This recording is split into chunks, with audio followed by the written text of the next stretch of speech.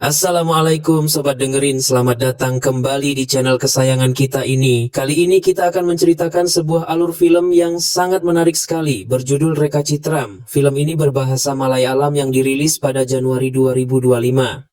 Film ini menceritakan tentang seorang polisi yang sempat disuspend karena bermain judi online, namun akhirnya berhasil mengungkap misteri pembunuhan yang telah terjadi 40 tahun silam. Walaupun tanpa petunjuk penting apapun, ia mampu mengungkapnya. Apa yang sebenarnya terjadi dan seperti apa rangkuman alur ceritanya? Sebelum kita mulai, seperti biasa, jangan lupa untuk like, share, dan subscribe channel ini. Hanya didengerin film, and let's go!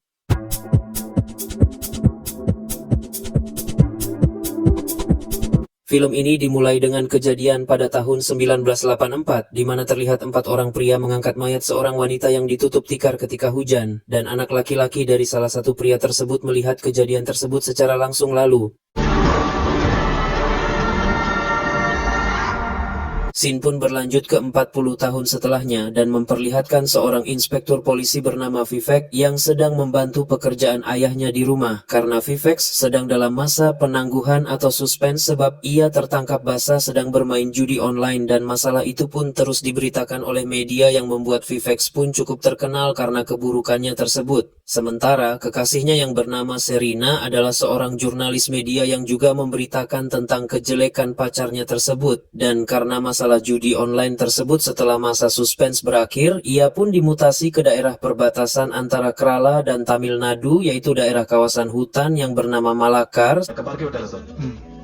Sedangkan di tempat lain kita diperlihatkan seorang pria parubaya bernama Rajendran yang beberapa tahun ini menghabiskan waktunya dengan minuman alkohol karena ia belum bisa melupakan kejahatan di masa lalunya yang selalu menghantuinya selama ini, hingga Rajendran akhirnya memilih untuk pergi ke tempat semua masalah ini bermula, yaitu di hutan Malakapara. Rajendran pun akhirnya pergi ke Malakapara bersamaan dengan Vivek yang dimutasi ke daerah tersebut. Mereka bahkan sempat berhenti di tempat yang sama untuk istirahat makan, lalu melanjutkan ke tempat tujuan mereka masing-masing, di mana ia pergi ke kantor barunya tempat ia bertugas, sedangkan Rajendran terlihat pergi ke daerah hutan. Saat tiba di tengah hutan, Rajendran lalu turun dari mobil dan menyuruh sopirnya untuk menunggu Rajendran lalu masuk ke dalam hutan sampai ia tiba di lokasi yang ia tuju dengan kondisi fisik yang semakin memburuk. Saat tiba di lokasi, Rajendran langsung melakukan live streaming di Facebooknya, di mana di sana Rajendran memberitahukan apa yang pernah ia lakukan dulu di sana yang membuat hidupnya tidak tenang hingga sekarang karena rasa bersalahnya, dan semua itu terjadi karena keserakahannya pada uang. Dan apa yang ingin diceritakan Rajendran adalah kejadian 40 tahun lalu saat ia bersama ketiga pria yang ia kenal datang ke sini untuk mengubur mayat seorang gadis yang baru berusia 18 tahun, yang bahkan mereka pun tidak tahu siapa gadis tersebut dan dari mana asalnya. Rajendran hanya menyebut 2 nama pria yang bersamanya malam itu, karena satu pria lagi sudah meninggal. Pria pertama bernama Vincent, pemilik perusahaan berlian terbesar di Kerala saat ini. Lalu yang kedua bernama Francis. Rajendran pun memberitahukan kalau tempat yang ia duduki sekarang adalah tempat mereka mengubur mayat gadis tersebut. Rajendran sengaja memberitahukan semua ini karena ia ingin orang-orang tahu tentang apa yang terjadi 40 tahun lalu dan siapa gadis yang mereka kubur. Lalu setelah menceritakan semuanya, Rajendran menembak dirinya sendiri saat masih live, yang membuat sang supir pun terkejut dan berlari masuk ke dalam hutan mencari Rajendran. Kemudian tidak lama setelahnya, Vivek yang baru mulai bertugas dikejutkan dengan laporan bunuh diri Rajendran di hutan Malakar. Polisi dan tim forensik pun langsung pergi ke lokasi dan melakukan olah TKP. Begitu juga dengan media yang juga datang ke sana memberitakan Rajendran yang bunuh diri saat melakukan live di Facebooknya setelah mengungkap apa yang terjadi pada tahun 84 tentang seorang gadis yang mereka bunuh di hutan tanpa ia ketahui identitas dari gadis tersebut. Para atasan Vivek juga datang ke TKP karena masalah ini sangat sensitif sebab Rajendran menyebut nama orang berpengaruh di Kerala yaitu Vincent yang ikut terlibat dalam masalah ini. Komisaris pun memberitahukan asistennya jika mereka memiliki izin untuk melakukan penggalian dan jika mereka menemukan kerangka seperti yang dikatakan Rajendran, maka mereka memiliki kasus yang harus diselidiki. Sementara di sebuah kediaman yang mewah milik Vincent, pemilik perusahaan berlian yang disebutkan Rajendran, sedang merawat istrinya bernama Alice yang sedang sakit, lalu putra Vincent yang terlihat panik menunjukkan video live dari Rajendran kepada ayahnya yang membuat Vincent terlihat sedikit cemas. Esoknya, galian pun dilakukan di tempat yang ditunjukkan Rajendran, walaupun sempat mengalami kendala karena hujan yang membuat galian digenangi air, tetapi Vivek bersama tim forensik justru berhasil menemukan potongan kerangka di sana dan juga sebuah gelang kaki setelah melakukan penggalian di sebelah galian pertama. Dan setelah semua kerangka dikumpulkan dan diperiksa di gedung forensik, dokter forensik memberitahukan Vivek dan atasannya yang bernama Mohan kalau kerangka tersebut adalah kerangka perempuan, dan hal itu pun membenarkan apa yang dikatakan Rajendran yang membuat polisi kini memiliki kasus baru yang harus diselidiki. Mohan langsung membentuk tim untuk kasus ini termasuk Vivek di dalamnya. Namun masalah terberat mereka yaitu mereka tidak tahu identitas kerangka yang mereka temukan, lalu mereka pun tidak bisa sembarangan memeriksa Vincent. Karena Vincent bukan orang sembarangan dan juga nama lain yang disebutkan Rajendran, yaitu Frisadatil, tidak diketahui siapa dan di mana keberadaannya. Penyelidikan pun dimulai, mereka langsung bergerak cepat dengan mencari tahu latar belakang dari Rajendran, namun ia tidak mendapatkan petunjuk apapun yang berkaitan dengan kasus ini. Vivek bersama polisi juga mendatangi beberapa keluarga yang 40 tahun lalu pernah melaporkan putrinya menghilang atau melarikan diri dengan menunjukkan gelang yang mereka temukan di lokasi kerangka. Akan tetapi dari semua usaha tersebut mereka tetap tidak mendapatkan satu petunjuk apapun, ditambah saat mendatangi rumah yang terakhir mereka tetap tidak mendapatkan hasil karena sang anak memberitahukan kalau ayahnya atau Francis sedang menjalani perawatan di rumah sakit di luar kota. Namun Vivek dan bawahannya tidak menyerah, di mana mereka terus mencari tahu tentang identitas gadis yang dikubur dengan memeriksa kembali semua file lama tentang gadis yang dilaporkan menghilang atau melarikan diri. Kekasih Vivek pun ikut membantu mengumpulkan file berita tentang gadis yang hilang pada tahun 80-an. Beberapa hari setelahnya, Vincent pun dipanggil ke kantor polisi untuk dimintai keterangan, di mana Vincent datang bersama pengacaranya. Tetapi karena bukti yang belum cukup ditambah masih belum diketahui identitas dari kerangka yang ditemukan, Vincent pun tidak butuh waktu lama untuk keluar dari ruang interogasi dan pergi dari sana. Saat sedang memeriksa kembali daftar gadis hilang di rumah, Vivek seperti menemukan sesuatu yang janggal dari laporan orang hilang tersebut. Esoknya, ia bersama bawahannya mendatangi kantor polisi di daerah lain yang menerima laporan tersebut pada kisaran tahun 84. Vivek merasa janggal karena gadis yang dilaporkan menghilang telah dituduh melakukan kecurangan atau penipuan. Mereka pun lalu memeriksa kembali berkas kasus dari laporan tersebut yang masih tersimpan di ruang arsip, di mana yang melaporkan kasus tersebut adalah seorang pria bernama Chandrapan Vivek. Lalu mencari alamat dari Chandrapan hingga mereka akhirnya mendapatkannya dari kantor Federasi Karyawan Film di mana dulu Chandrapan bekerja di perfilman sebelum akhirnya dipecat.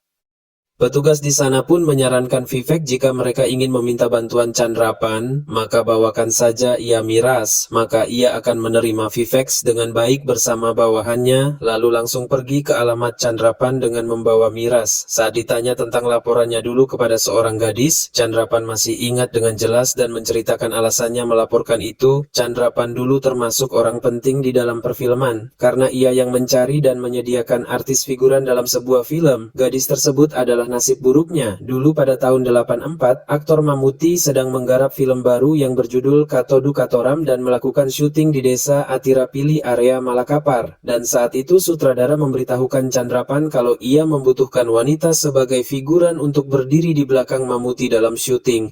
Dan pada saat itulah seorang gadis tiba-tiba mendatanginya dan mengatakan apakah Chandrapan bisa membuatnya menjadi pemeran wanita utama dan berakting dengan Mammootty. Tetapi Chandrapan mengatakan kalau ia tidak bisa melakukan itu. Namun, Chandrapan membawanya bersama para figuran lain ke tempat syuting, karena ia sedang membutuhkan artis figuran. Akan tetapi, gadis tersebut justru melarikan diri dan menghilang setelah melakukan syuting di hari pertama, dan itu menjadi masalah besar karena gadis itu telah melakukan setengah dari syuting lagu tersebut, yang membuat syuting pun sempat terhenti karena ketidakberadaannya dan Chandrapan pun dimarahi oleh sutradara film. Karena kejadian itu, manajer keuangan pun langsung menghubungi Chandrapan dan menyuruhnya untuk membuat laporan ke kantor polisi sebagai bukti jika nanti auditor bertanya mengapa syuting sempat terhenti, dan setelah kejadian itu Chandrapan tidak pernah lagi melihat gadis tersebut, tetapi ia tidak pernah melupakan nama sang gadis yang selalu dipanggil dengan nama Reka. Saat Vivek bertanya apakah Chandrapan masih mengingat wajah gadis tersebut, Chandrapan pun dengan yakin mengatakan kalau ia bukan hanya mengingatnya, tetapi ia baru melihatnya 1 minggu yang lalu. Mendengar itu, Vivek pun terkejut dan bingung. Namun ternyata yang dimaksud Chandrapan kalau ia baru melihat wajah Reka di video lagu yang dulu sempat direkamnya.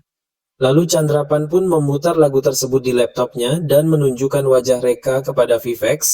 Kita pun lalu diperlihatkan dengan sosok Reka bersama para figuran lain mendatangi gereja yang menjadi lokasi syuting pembuatan lagu di dalam film. Di dalam syuting lagu tersebut, Reka berperan sebagai seorang biarawati setelah mengetahui wajah Reka, dan karena lokasi Reka menghilang dengan lokasi ditemukan kerangka adalah yang paling terdekat dibanding dengan daftar gadis hilang lainnya pun, Vivek mengusulkan pada atasannya untuk mencetak wajah Reka dan menyelidiki tentangnya, karena Vivek merasa ada keterkaitan antara gadis yang hilang atau Reka dengan kerangka yang mereka temukan. Kemudian Vivek dan timnya pun memberitahukan kalau Rajendran telah menerima panggilan selama beberapa hari dari nomor yang sama sebelum kematiannya, dan setelah mereka periksa ternyata nomor tersebut hanya digunakan untuk menghubungi nomor Rajendran saja, dan saat ini mereka masih menyelidiki siapa pemilik nomor tersebut. Setelah wajah Reka digambar ulang dan dicetak, Vincent yang diberitahu oleh pengacaranya kalau polisi sedang menyelidiki tentang gadis yang ada di foto ini. Begitu melihat foto tersebut, wajah Vincent pun terlihat terkejut dan cemas saat melihatnya. Sedangkan di kantor bawahan Vivek memberitahukan Vivek kalau mereka sudah mendapatkan identitas dari pemilik nomor yang menghubungi Rajendran, yaitu bernama Binu. Vivek terus mencari tahu tentang Reka dan mendatangi beberapa orang-orang film yang dulu pernah terlibat dalam pembuatan film. Bahkan ia pun menonton kembali kisah tentang penggarapan film tersebut di YouTube. Hingga akhirnya ia mendapatkan informasi penting jika Reka adalah gadis yang memakai gelang di kakinya, dan hal itu pun membuatnya makin yakin kalau kerangka yang mereka temukan adalah kerangka Reka dari gelang kaki yang juga ditemukan bersama kerangka saat itu. Namun sayangnya, setelah mengetahui identitas dari kerangka tersebut, penyelidikan Vivek terpaksa harus dihentikan karena Vincent menggunakan pengaruhnya melalui pengacara pribadinya. Mereka menekan Ketua Menteri agar Ketua Menteri memerintahkan komisaris untuk menghentikan penyelidikan yang dilakukan Vivek. Dan bukan itu saja, Chandrapan yang memberitahukan informasi pun dibunuh oleh pembunuh bayaran dan mayatnya dibuang ke selokan. Saat di lokasi penemuan mayat Chandrapan, Mohan memberitahukan Vivek kalau kasus penemuan kerangka akan diserahkan kepada cabang kriminal, dan Vivek juga akan dipindahkan sebagai polisi lalu lintas sesuai perintah dari komisaris.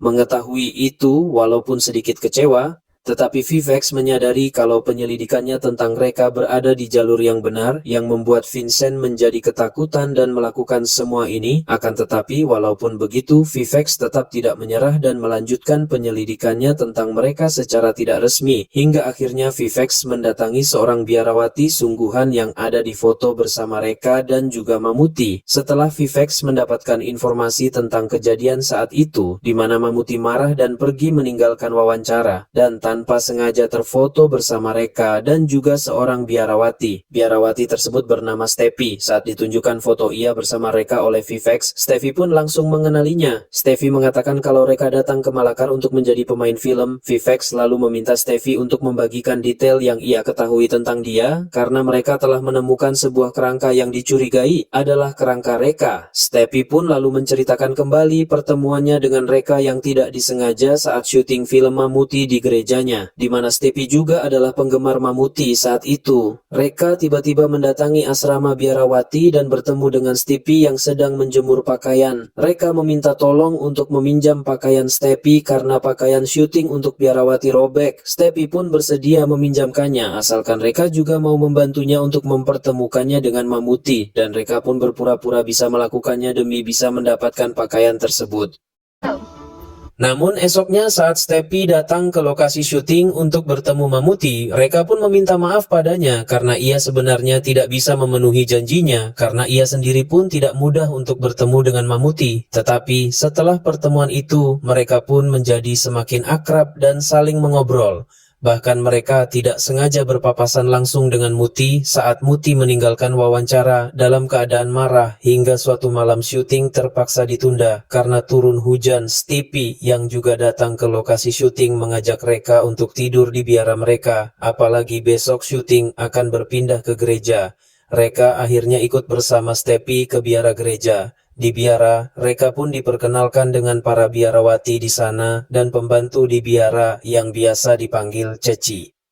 Reka kemudian diajak makan malam bersama, tetapi saat itu Reka menolak saat piringnya hendak diisi kari daging oleh pembantu lain di biara yang bernama Puspam, karena Reka tidak memakan kari daging. Setelah makan dan mengobrol, Stepi pun lalu mengantar Reka ke kamarnya. Akan tetapi, keesokan paginya para biarawati pun dikejutkan dengan uang donasi di kantor yang sudah dicuri dan Reka yang sudah menghilang dari sana.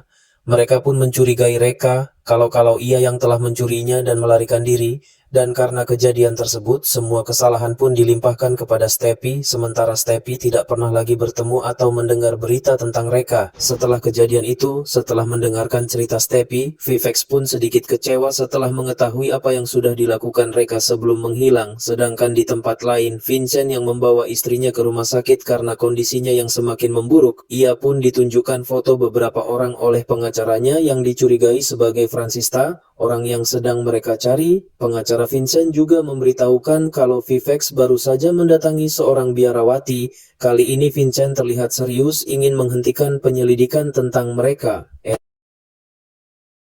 Esoknya Viveks kembali mendatangi Stepi di gereja untuk mengetahui siapa saja yang ada di biara saat itu. Sebelum mereka menghilang, Stepi memberitahukan kebanyakan dari biarawati yang ada di sana malam itu telah meninggal dan juga pindah ke beberapa tempat termasuk dua pembantu di biara yaitu Puspam dan Ceci. Puspam juga pergi dari biara 4 bulan setelahnya karena tidak bisa tahan dengan ketatnya peraturan di biara, sementara Ceci dan suaminya sudah meninggal dan hanya tinggal putra mereka yang tinggal di desa Alapuza. Lalu Stepi pun memberikan alamat dari putra Ceci tersebut. Saat Viveks hendak pulang, ia pun melihat kembali alamat yang diberikan di mana ternyata alamat tersebut cocok dengan lokasi dari penelon Rajendran yang sedang mereka cari.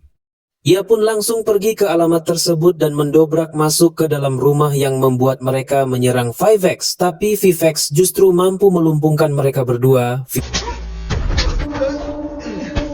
Viveks bertanya, "Mengapa Binu terus-menerus menghubungi Rajendran sebelum ia meninggal?" Binu akhirnya mengakui yaitu untuk meminta uang pada Rajendran. Ia memeras Rajendran dengan mengancam akan mengungkapkan rahasia Rajendran dulu. Kalau Rajendran tidak memberikannya uang dan ternyata rahasia itu adalah kejadian 40 tahun lalu, di mana Binu sebenarnya adalah putra dari suami Ceci yang bernama Baby, yaitu salah satu dari 3 pria yang menguburkan mayat Reka bersama Rajendran. Saat ia bertanya pada ayahnya tentang hal tersebut, ayahnya mengatakan kalau itu adalah sebuah akting untuk film yang sedang syuting di lokasi mereka yaitu di gereja. Saat itu Binu percaya, namun saat film itu dirilis dan ia menontonnya ternyata tidak pernah ada adegan seperti yang ia lihat malam itu. Kemudian beberapa bulan yang lalu saat ayahnya sedang sakit keras, ia pun akhirnya mengetahui dari ayahnya kalau mereka sebenarnya mengubur gadis tersebut. Malam itu demi uang dan ayahnya pun menyebut 3 nama pria yang bersamanya malam itu yaitu Rajendran, Francis dan Fakachan. Dan dari 3 nama itu, Binu hanya mengenal Rajendran. Karena itulah ia menjadikan Rajendran sebagai target untuk diperas. Setelah mengetahui semua itu, Viveks mengatakan kalau ia akan kembali lagi ke sini untuk membawa mereka bertemu komisaris dan memberitahukan apa yang mereka ketahui. Viveks lalu menghubungi Mohan dan memberitahukan jika ia memiliki saksi kalau kerangka gadis yang mereka temukan adalah Reka, karena gadis yang dikubur Rajendran malam itu menggunakan gelang kaki sesuai pengakuan Binu yang ternyata melihat kejadian malam itu, dan juga nama Fakachan yang disebutkan ayah Binu adalah Vincent yang sekarang. Akan tetapi, 2 hari setelahnya saat kembali datang dan ingin membawa mereka, namun Binu dan temannya justru sudah ditemukan tewas di tempat yang berbeda. Dengan kematian Binu, Viveks pun kecewa kecewa karena penyelidikannya kembali mengalami kemunduran. Akan tetapi saat ia memeriksa kembali berkas dan foto-foto zaman dulu dari kasus yang sedang ia selidiki ini, ia pun tidak sengaja melihat ada foto seorang pria dengan mata sebelah kiri yang cacat yang berdiri di samping Ayah Binu, dan foto itu seketika mengingatkannya dengan putra dari salah satu pria bernama Fransisa yang saat itu sedang berobat di luar kota, di mana pria itu pun memiliki mata yang cacat di sebelah kiri seperti pria di foto. Esoknya Viveks pun langsung pergi ke rumah Francis dan bertemu dengan Francis yang ternyata memiliki mata kiri yang cacat, dan Francis kali ini ternyata adalah Francis yang disebutkan Rajendran karena Vincent juga mengenalinya saat ditunjukkan fotonya oleh sang pengacara. Saat bertemu Francis, Viveks pun menunjukkan foto Francis yang diambil di lokasi syuting film di kota Dukatoram pada tahun 84. Awalnya Francis tidak mengakui foto itu adalah dirinya, tetapi setelah Viveks menceritakan tentang reka dan penyelidikan yang ia lakukan di mana semua saksinya berakhir menjadi mayat, dan mungkin Francis atau ia sendiri bisa mengalami nasib yang sama. Dia akhirnya mengakui kalau memang pria di foto adalah dirinya, dan ia ikut menguburkan mayat gadis tersebut malam itu. Francis yang merasa bersalah akhirnya menceritakan semua kebenaran yang terjadi, dan semua itu bermula dari Fakachan atau Vincent dan juga Puspam, pembantu di biara di mana mereka saling menyukai satu sama lain dan menjalin hubungan secara rahasia. Suatu hari Puspam memergoki Vincent yang mencuri uang donasi, dan Vincent pun membagi uang tersebut dengan Puspam. Vincent memberitahukan Puspam kalau ia membutuhkan uang untuk pergi dari sini. Mendengar itu, Puspam mengatakan kalau ia bisa membantu Vincent menghasilkan uang, tetapi Vincent harus membawanya bersama pergi dari sini. Dan mulai saat itulah mereka berdua mulai mencuri beras dan bahan pokok dari gudang. Tetapi suatu hari Baby memergoki mereka, namun Vincent justru meyakinkan Baby untuk bekerja sama dengan mereka demi mendapatkan uang. Tidak puas dengan mencuri barang-barang di gudang, Puspam pun merencanakan pencurian yang lebih besar, yaitu mencuri uang donasi, dan Vincent bersedia membantunya. Rencana mereka pun dijalankan dengan lebih dulu membuat kunci duplikat dari lemari penyimpanan uang Francis yang kini direkam pernyataannya di kantor polisi mengatakan kalau ia mengetahui itu saat Vincent dan Baby membawa sabun dengan cetakan kunci ke seorang pandai besi untuk membuat kunci duplikat. Pada hari di mana malamnya Puspam akan mencuri uang donasi, ia mendengar Stepi yang berbicara dengan para biarawati kalau Stepi ingin mengajak Reka untuk menginap di biara malam ini, dan hal itu justru dijadikan rencana oleh Puspam di mana ia akan menjadikan Reka sebagai pelaku agar ia tidak dicurigai. Lalu pada sore harinya, Francis dan Rajendran melihat Baby dan Vincent yang bolak-balik dengan mobil di jalan yang membuat Francis pun menyadari kalau mereka sedang merencanakan sesuatu. Dan pada malam hari saat melihat Stepi membawa Reka ke biara, Puspam pun menjalankan rencananya. Puspam ternyata sudah mencampurkan obat tidur di kari daging untuk makan malam, tetapi saat Reka menolak kari daging tersebut membuat rencana Puspam sedikit terganggu untuk membuat semua orang-orang di biara tertidur lelap. Saat ia melakukan pencurian, Puspam pergi ke kamar tidur Reka untuk membuat Reka pingsan. Akan tetapi karena Reka yang bangun, Puspam pun tanpa ampun mencekik Reka hingga tewas. Setelah itu Puspam memanggil Vincent yang terkejut melihat ada mayat gadis di sana. Puspam menyuruh Vincent untuk menguburkan mayat gadis tersebut, dan gadis ini akan dicurigai sebagai pencuri. Saat semua itu berjalan, uang itu akan menjadi milik mereka tanpa dicurigai. Akan tetapi saat Vincent dan Baby ingin membawa mayat Reka dari biara, Francis dan Rajendran datang ke sana memergoki mereka. Francis dan Rajendran mengira jika mereka membawa hasil curian, akan tetapi saat melihat mayat seorang gadis, mereka pun terkejut dan ingin pergi dari sana. Tetapi Baby menahan mereka dan mengancam, jika yang terjadi di sini bocor, maka mereka berdua pun akan dijadikan tersangka pencurian uang dan emas donasi milik gereja. Melihat ada uang yang banyak, Francis dan Rajendran pun meminta bagian mereka, dan mereka pun akhirnya ikut membantu untuk menggugurkan mayat gadis yang tidak mereka kenal di hutan. Saat itu mereka melakukannya hanya demi mendapatkan uang. Tetapi beberapa bulan setelahnya, Baby memberitahukan tentang apa yang sebenarnya terjadi di biara, dan setelah itu pun mereka pun tidak pernah bertemu lagi satu sama lain. Saat kematian Rajendran, Francis bingung karena Rajendran menyebut nama Vincent, karena setahunya tidak ada yang bernama Vincent melainkan Fakachan, sedangkan gadis yang mereka kubur tidak pernah tahu identitas dari gadis tersebut. Tetapi Francis tidak pernah melupakan wajahnya dan wajah gadis yang mereka kubur dengan foto gadis yang ditunjukkan Viveks adalah orang yang sama. Mendengar itu, Viveks benar-benar merasa terharu, karena usahanya selama ini tidak sia-sia. Setelah itu, Viveks pun mengirimkan buket bunga pada istri Vincent di rumah sakit yang membuat Alice pun terkena serangan panik. Karena di bunga tersebut tertulis nama Puspam. Vincent yang panik saat melihat buket bunga tersebut. Ia pun langsung keluar mencari siapa yang mengirimnya dan ia pun melihat Viveks di sana. Vincent pun menyadari kalau Viveks pasti sudah mengetahui semuanya termasuk tentang Alice istrinya yang ternyata adalah Puspam. Viveks dan Mohan pun langsung melaporkan hasil penyelidikan mereka kepada komisaris di mana kerangka yang mereka temukan adalah kerangka reka gadis yang dibunuh oleh Puspam atau Alice pada tahun 84 di Biara demi melakukan pencurian emas dan uang donasi, sedangkan Fakachan atau Vincent adalah orang yang membantu Puspa menjalankan semua rencana ini.